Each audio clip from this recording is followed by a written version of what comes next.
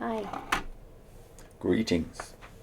We were preparing to do another episode of Pure Worship today, and when we looked at the contents, we could not help but think of a video we just saw today, which is our friend Austin McMahon's latest video on the Gentile times. And boy, what a match they make, because read these paragraphs with us in a couple of minutes and see if you don't pick up the dogmatism. Absolute dogmatism about the date 1914, and of course that's related to what Austin's talking about. Things being stated as facts. No evidence supplied, just facts. So apparently they're selling to 10 million, 15 million people attached to the Watchtower. I'm not just talking the numbers of publishers here, but all those who are convinced by JW's ideas like 1914. Yeah. They're talking to them as if absolutely no doubt attaches to the date 1914. Now, if you believe that, because the Watchtower keeps telling you that, then watch Austin's video, which we'll put a link onto at the end. By the time you've watched Austin's half-an-hour video, or even broke it up into little pieces, because it's so detailed that you might have to stop the video several times. By the time you've watched that, you'll be absolutely certain the Watchtower is absolutely wrong. But They sound they're absolutely oblivious. confident.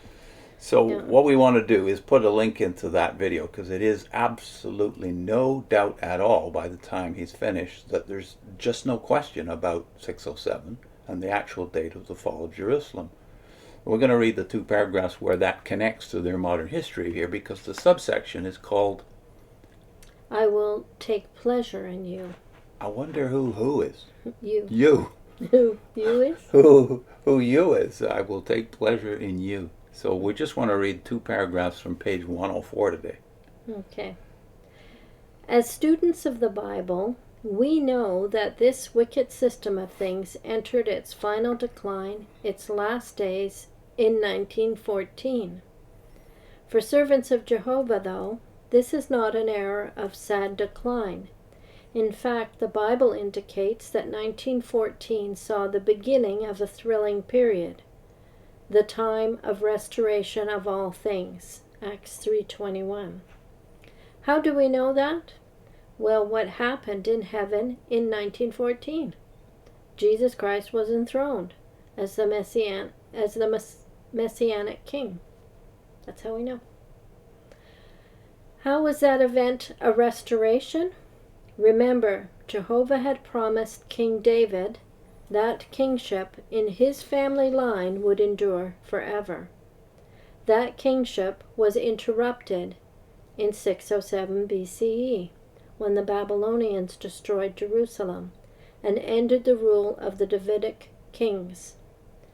As the Son of Man, Jesus was a descendant of David, and thus became the legal heir to the Davidic kingship. In 1914, when Jehovah granted Jesus the heavenly throne, the times of restoration of all things began. Now the way was open for Jehovah to use that perfect king to continue the work of restoration. Everything's just stated as a fact. Does that make you mad, Mommy? Yes, it does. Yeah, it does me too. And that's part of the reason we have to keep doing this. And we have a few people in the comment section who keep resisting this and say, why are you always bashing Jehovah's Witnesses? Well, until there's this fortress, this tower in which they trust is demolished, these 10 or 15 million people will never get to the point where they're examining, as the exile people in Babylon did, have to re-examine their core beliefs and repent, by the way. That's what's been glossed over here. Israel was cured of their gross idolatry, which goes back at least 1,000 years before that, by the 70 years of exile. The trauma was needed, and we fear that that's the case with Jehovah's Witnesses, because a whole bunch of things that they even pack into these two paragraphs have to be dismantled. Yeah. For instance, their connection with David, fine. We grant that Jesus Christ is connected to David, but the thing they miss is he not only was, he still is. He's still Son of Man and Son of David. He's coming back as the Son of Man, visible, not as Michael the Archangel, He's coming back as the Son of David and the Son of Man to rule on David's throne where David ruled. Yeah. So a visible king in a visible city in a literal land is what scriptures indicate. That's what Ezekiel says, and that's what the totality of Scripture says. Revelation 1:7. He's going to come back here. So that's all glossed over in Yeah. these two paragraphs, and it can't be glossed over, because as soon as you start thinking of Son of David as an archangel in heaven ruling invisibly forever, and yet there's a new earth down here. Wait a minute. Yeah. That's even a verse that you're familiar with as a witness, Revelation 21:3 and 4, that you quote endlessly. God is dwelling with us, not us with him. When they use this text, restoration of all things, the only thing they're talking about here is that he is from the line of David. The Jews have been looking forward to the restoration of all things throughout their history.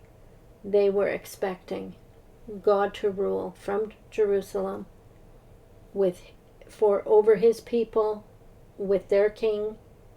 That's what they were expecting. That never changed. That never changed. And so where is the restoration of all things for the original people reading this? Are they thinking Jesus in heaven, an invisible kingdom, nothing to do with our land, that hope is gone? What are you restoring?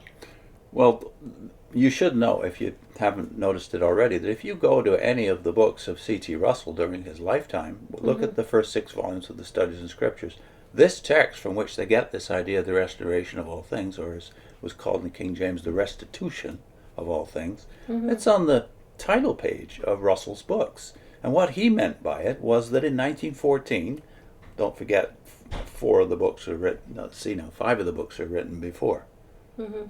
Well, all 6 books are written before 1914. 4 of them are written before 1900. What's he teaching? He's teaching that when 1914 comes, David's throne will be reestablished in literal Jerusalem, and Christ will be visible, manifesting himself to rule over not only over of the nations, the Gentile times idea, but what was trampled on during those Gentile times will be not trampled on anymore. That's the throne in Jerusalem, and the blindness of the Jews will be over. That's what he was teaching. You've redefined what restoration of all things means. And by the way, that text is taken from Acts 3. Look it up, and you'll see that Peter there is saying that Christ must remain in heaven until the time of restoration of all things. In other words, after that time, he's not going to be in heaven anymore. That doesn't mean he's not ever going to be sitting on the heavenly throne, but he is going to be sitting on the Davidic earthly throne. That's what Russell believed. That's what Rutherford believed for about 10 to 15 years after Russell died, and that's what the great majority of premillennialists believe, in some sense anyway. But all Christians believe that the coming of Christ will be the Son of Man coming, meaning a visible coming. Every eye will see him. So we'll link to Austin's video and to one that will give you the original writings of Barber and Russell and what they thought was going to happen, what this means, the restoration. We have of all things. We have a playlist called JW Roots, and it's focused mostly at the beginning anyway on Barber and Russell's one book, 3 Wills, that was published 2 years before the Watchtower was founded. We'll put on a specific video from that playlist that vivifies this point, namely that what they expected to happen in 1914 is not what the Watchtower is talking about here. And it's not what they believe anymore. That's another one of those things they scrapped. And in their chronology, 1919 is not significant. The date is 1914. That's what you have to watch for, because the world's going to change, and Christ is going to be ruling the earth. The Gentiles, that is, the Gentile rulership will be over by 1914. So Armageddon ends in 1914 was their thought. It doesn't begin the time of the end. Yeah. And they try and rework it as if they always believed this. See you soon.